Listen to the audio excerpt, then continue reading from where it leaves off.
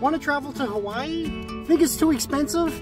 Then hang on to your seat, because I'm going to walk through ways you can visit Hawaii inexpensively. And you know, one of my principles I always talk about is how you travel impacts cost more than where you decide to go. You can go anywhere on a budget, and you can overspend just about anywhere as well. So I'm going to share things that I'm doing to visit Hawaii inexpensively. And so this trip, for me, it all started with an email I got from the Hilton saying my points were about to expire. And when anytime you talk to customer service at the Hilton, or even if you're staying at a Hilton, at the end of the call, they're going to ask you if you're interested in learning about ownership opportunities with the Hilton. And the concierge at every hotel has this, so very easy to get into it. So basically, the phone call I had when I called to talk about my points, I said, yes, I'm interested. And actually, I ended up getting 6 nights at a Hilton in Oahu for $800. So that's just over 100, maybe 120 to a little bit more than that per night.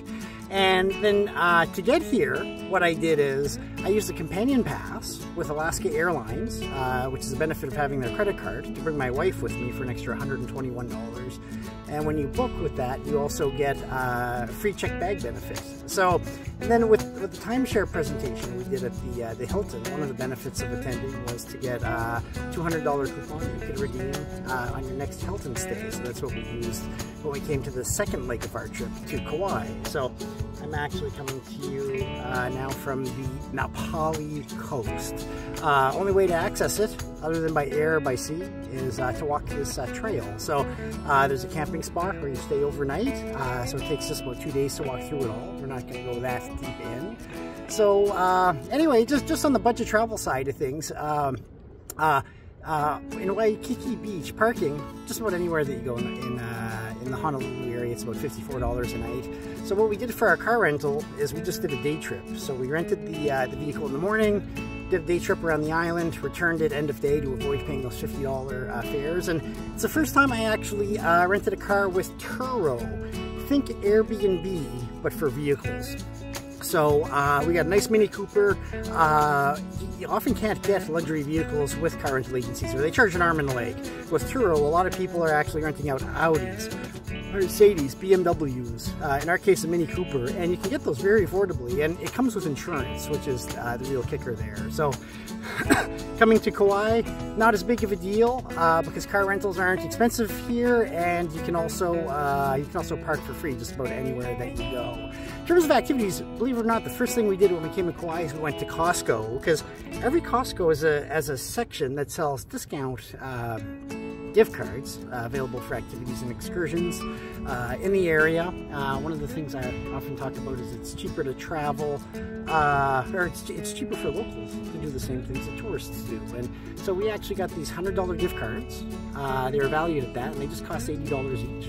We got an extra 2% off as Costco executive members, and so we got 4 of those gift cards for Na Pali Coast boat tour. So we saved $88 right off the top for that, and just came along the other day.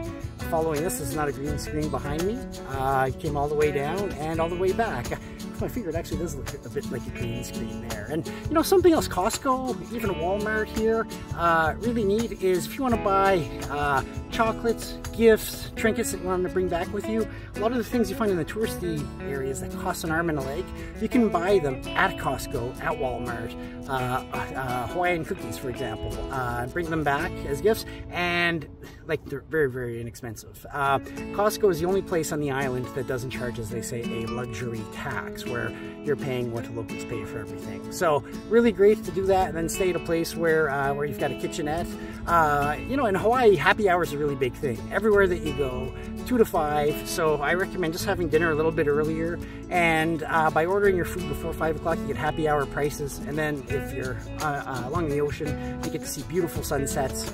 Right now, this time of year, it's coming down around 5:45. So a great way to leverage those things. And just happened we were here for National Happy Hour Day. That was That was last weekend. So Tommy Bahama, the restaurant in Rooftop Patio, they had happy hour prices all day. So we took advantage of that. And so anyway, you probably know I'm the best-selling author of Stop Dreaming, Start Traveling, the ultimate guide to traveling more and spending less. But you know, my philosophy is to talk about things at a high enough level so that they apply to you, regardless of where it is that you want to go. And so we actually use a different guidebook, which I thoroughly enjoyed. It's called The Ultimate Guide to Kauai.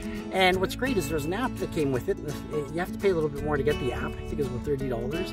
And it's geotag GPS integrated. So we're driving around in our car, and it actually clicks in when we hit certain landmarks, and it talks to us, and it's actually a personal tour that you have while driving around.